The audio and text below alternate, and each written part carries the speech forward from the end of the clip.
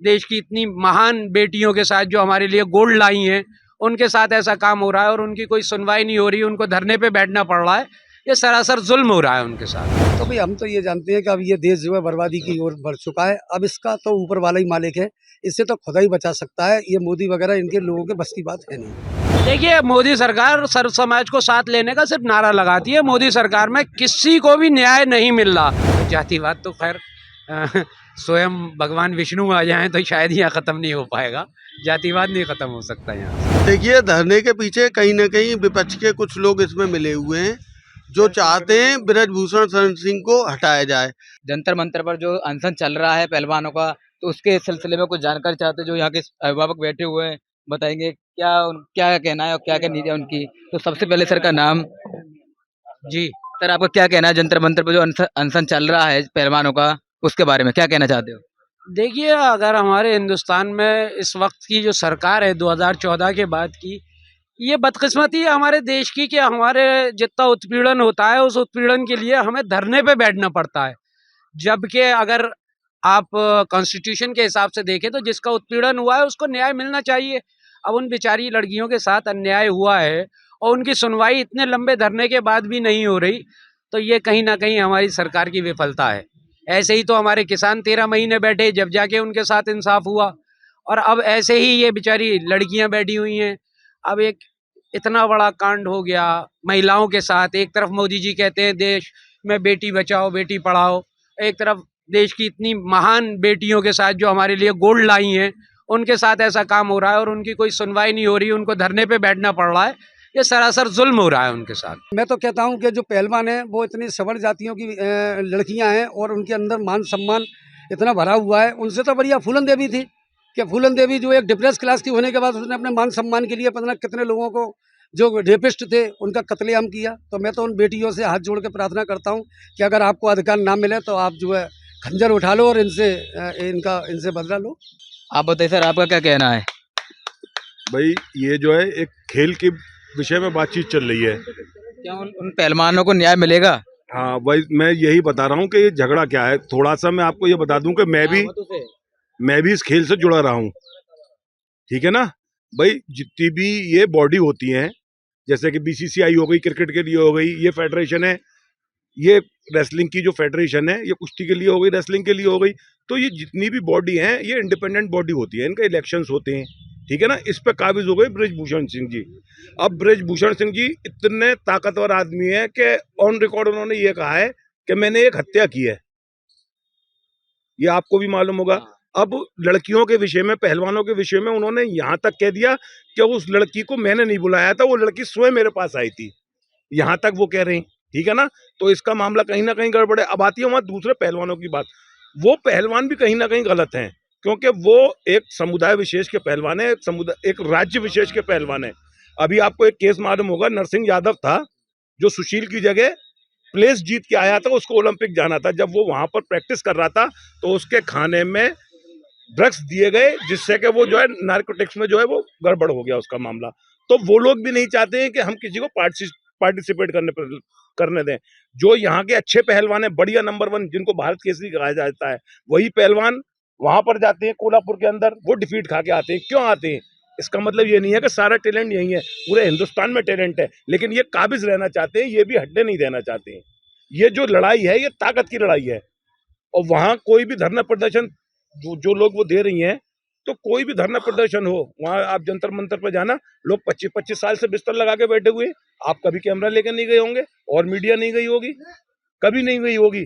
जब तक के किसी भी धरने को राजनीतिक समर्थन हासिल नहीं होता है, धरना होता नहीं है, वो चाहे हक की लड़ाई हो चाहे कैसी भी लड़ाई हो। कुल मिलाकर मैं यही कहूंगा कि बात खेल की है, लेकिन इसमें राजनीति हो रही है दोनों साइड से। तो क्या आपको लगता है इसमें सरकार करा रही है या वो बृजभूषण स्वयं कर रहे हैं? यार एक बात बताइए, विपक्ष को तो कहीं से भी मुद्दा चाहिए भाई। मोदी जी तो कह नहीं रहे कि मोदी जी अगर बृजभूषण के खिलाफ होते तो बृजभूषण जेल में होते भाई। बृजभूषण जिनके खिलाफ होते हैं जब सत्ता में नहीं होते, आज उनके खिलाफ कोई और है। तो क्या सरकार जो पहलवानों को न्याय दिलाएगी? हमें तो लगता नहीं है न्याय दिलाएगी। अगर न्याय दिलाती तो अब तक गिरफ्तारी हो चुकी होती उनकी। भाई पॉक्सो एक्ट के तहत क्या है, इतना तो आप भी जानते होंगे। अगर कोई आम आदमी होता तो हमें तो लगता नहीं है कि वो SIT बनती उसके लिए या कुछ होता। अब SIT बनती है, देखिए क्या होता है। न्याय मिलना चाहिए, बहरहाल न्याय मिलना तो आप चाहिए। बताओ सर, हाँ सर, आपका क्या कहना है? हमारा तो कहना है कि जो पहलवान जो बैठे हुए धरने पर जो उनको न्याय मिलना चाहिए और मोदी जी को उनके बारे में क्या सोचना मोदी चाहिए। जी उन्हें न्याय दिलाएंगे? लग नहीं रहा मोदी जी न्याय दिलाएंगे उनको, जो काफ़ी टाइम होगा उनको बैठे हुए और उनसे मोदी से न्याय की उनको उम्मीद भी नहीं है। तो सर का कहना है कि मोदी के न्याय से उम्मीद नहीं है मोदी जी से, तो यही जानते हैं यहाँ से। आप बताओ सर, आपको क्या लगता है, ये धरना ऐसे ही रहेगा या न्याय मिलेगा पहलवानों को? देखिए, धरने के पीछे कहीं न कहीं विपक्ष के कुछ लोग इसमें मिले हुए हैं, जो चाहते हैं बृजभूषण शरण सिंह को हटाया जाए। तो हम यही चाहेंगे कि इसमें जांच होनी चाहिए, क्योंकि ये पहलवान जो है एक जाति विशेष से और एक राज्य से संबंध रखते हैं, खासतौर पर हरियाणा से। हरियाणा के जो ये पहलवान है, हरियाणा का जो जाट समुदाय है, वो यही चाहता है कि इसका अध्यक्ष भी कोई क्षत्रिय न होकर कोई जाटी हो। तो इसकी जांच होनी चाहिए और जांच में जो सही हो उस पर अमल होना चाहिए। अगर बृजभूषण शरण सिंह सही हैं तो कोई बात नहीं, क्लीन चिट दे दी जाए। अगर वो गलत हैं तो उन्हें इसका जो है सजा मिलनी चाहिए। तो सर का कहना है कि जो क्षत्रिय समाज है, जो बृजभूषण जी हैं, उनका कहना है उन्हें हटाकर किसी जाट को रखा जाए, जाट समाज से। तो सर क्या पहलवानों को न्याय मिलेगा? पहलवानों को देखिए, अगर पहलवान सही है अपनी जगह तो उन्हें न्याय मिलना चाहिए। देखिए, संविधान के हिसाब से इस देश के हर आदमी को न्याय मिलने का अधिकार है, उसे न्याय मिलना चाहिए और सत्य की जीत होनी चाहिए। क्या मोदी सरकार जो है सर्व समाज को साथ लेकर चल रही है या जाति? देखिए, मोदी सरकार सर्व समाज को साथ लेने का सिर्फ नारा लगाती है। मोदी सरकार में किसी को भी न्याय नहीं मिल रहा। जो मोदी सरकार के खिलाफ बोले उसके खिलाफ ED आ जाती है, उसके खिलाफ CBI आ जाती है। तो मोदी जी तो जस्ट लाइक अ हिटलर हो रहे हैं, समझे। डिक्टेटरशिप उन्होंने कायम कर रखी है। न्याय तो कहीं से कहीं तक मिल ही नहीं रहा है। जब मोदी सर्व समाज को साथ लेकर नहीं चले तो किस समाज को लेकर चल रहे हैं? मोदी समाज तो एक वर्ग विशेष, आपको भी मालूम है कि एक वर्ग विशेष के साथ हैं, और क्योंकि वो अल्पसंख्यकों को अगर साथ लेके चलते तो बहुसंख्यक सरकार ना कहलाती है। आज बताइए आप किस स्टेज पे किसको न्याय मिल रहा है? जो उनके खिलाफ जरा सा चले, चाहे वो केजरीवाल की पार्टी हो, कांग्रेस की पार्टी के लीडर हो, क्या सारे भ्रष्ट नेता जो हैं वो विपक्ष में ही हैं? सरकार में जो इतने MP बैठे हुए हैं उनके खिलाफ केसेस चल रहे हैं, उनके खिलाफ कोई कार्रवाई नहीं है। तो जैसा कि इन्होंने बताया कि जो क्षत्रिय समाज को हटा रहे हैं और में जाट समाज को ला रहे हैं, आपके बारे में क्या कहना है इसका? आप क्या कहना चाहते हो इसके बारे में?